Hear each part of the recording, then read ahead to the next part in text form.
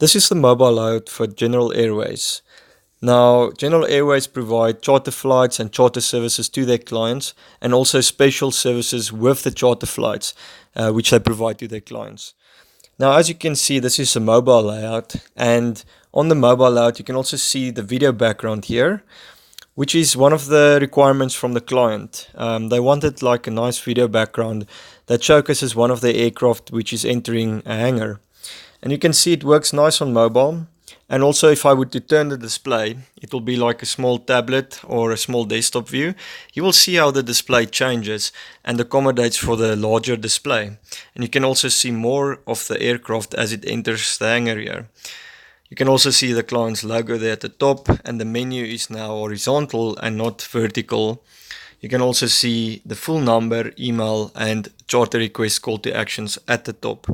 However, we are looking at the mobile layout. So if I change it back, you will see those icons at the top changes to quick call to action buttons. And if I were to tap on one of them, for example, the phone here, you will see that it opens my dialer and I can quickly call General Airways. Let's have a look at the mobile menu here. As you can see, it quickly opens and gives us a quick links to all of the different sections on the site. Here you can see home, crew, fleet, charter, contact, and charter request. So if we scroll down here on the home page, you will see here's a section with the special services, and you can click on the read more link. There's a little bit of text about their crew, who they are, and then here's more info about their aircraft and the insides and the different models.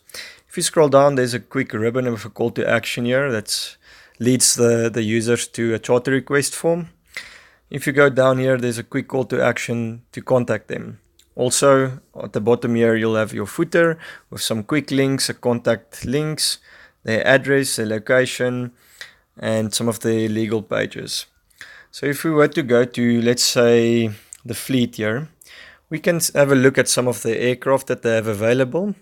So if I go into Pilatus here, you can see here's the aircraft, here's some description of the aircraft, and here's also a masonry gallery, which is a nice gallery layout, and also again the footer. So if you were to open the gallery here, you would see that you can easily scroll between the different images of this aircraft, and you can have a look at them on your phone.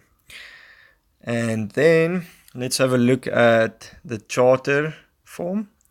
So this is a charter request form, and with this the client also had specific requirements. Some of the fields were very specific, and also they required some validation on some of the fields. For example, if you were to select that it's a return flight, you will see that the date of return appears, and there would be validation on that. Also, for the rest of the form, there's also standard validation, for example, telephone numbers, emails, and required fields that needs to be filled in. Also, we have added a reCAPTCHA as we do with all of our forms. And quickly, if we have a look at the contact page, again, easy clickable links for all of the contact numbers and emails, and a quick contact us form.